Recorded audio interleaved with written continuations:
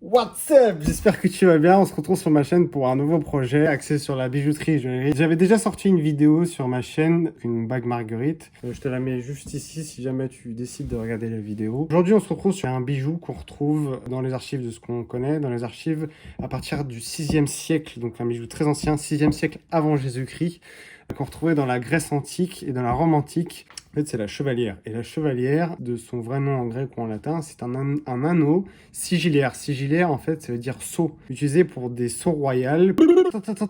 Il a dit quoi, là? Il a dit sceau royal. Des sceaux royaux. Pour faire des cachets sur les lettres. Donc voilà, ça avait vraiment une fonction importante à l'époque. On l'a retrouvé aussi chez les pharaons, on l'a retrouvé dans les tombeaux de pharaons. C'est vraiment un modèle de bijou qui a traversé les époques. Ah, je me perds! Si vous avez n'importe quelle question, posez-les-moi en commentaire. J'espère que la vidéo vous plaira. Passez une bonne vidéo et je vous dis à plus tard. Ciao!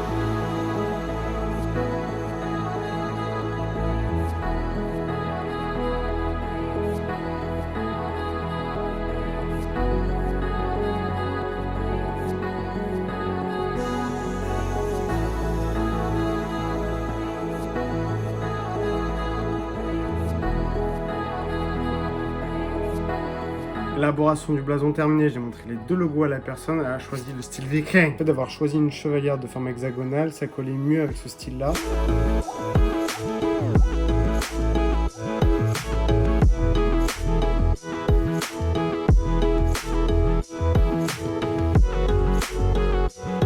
Eh Pep, je vous vois venir, hein. J'ai acheté un iPad, pas pour cette vidéo là, parce que c'était mon anniversaire entre temps et du coup je me suis acheté un iPad, mais petit.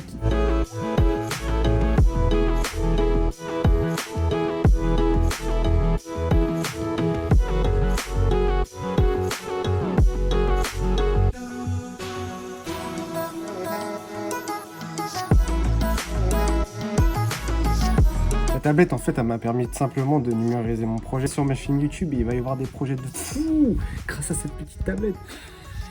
Oh oui! Phase suivante, fabrication de la maquette.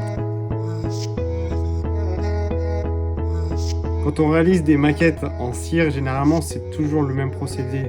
On trace les repères, on descend les volumes et on répète. Et à la fin, seulement à la fin, on vient un peu épurer les volumes, on vient enlever les petites imperfections, les petits trous, les petites rayures pour que la fonte soit le plus propre possible.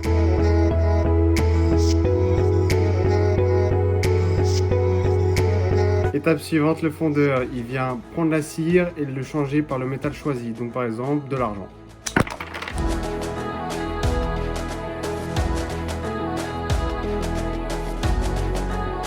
Petit moment prévention, le dérocher, c'est une solution dans laquelle il y a de l'acide sulfurique. C'est pas bon pour le corps. Les vapeurs, quand ça rentre dans tes poumons, ça fait pas du bien et ça vient toquer aux portes de chaque petite alvéole qu'il y a dans tes...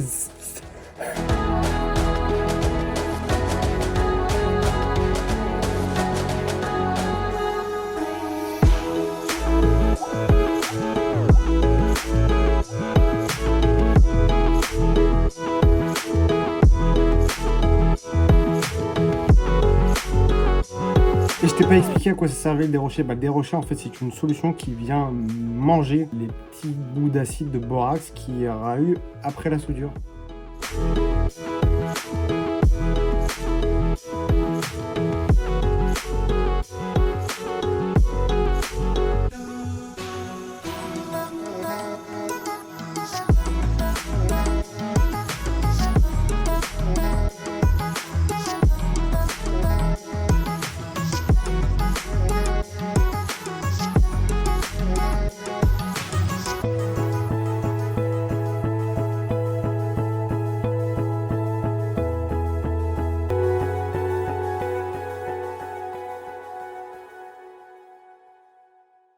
qu'il faut pas faire pour faire le con, hein.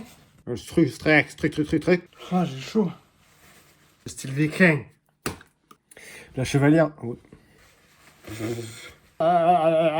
Aucune trace de PQ n'a été gâchée. Ok, après. Flemmard. On n'est pas des Égyptiens, nous. Faut que j'arrête. Clic. Fais trop de conneries, moi.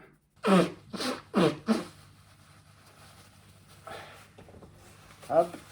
Clic. Allez.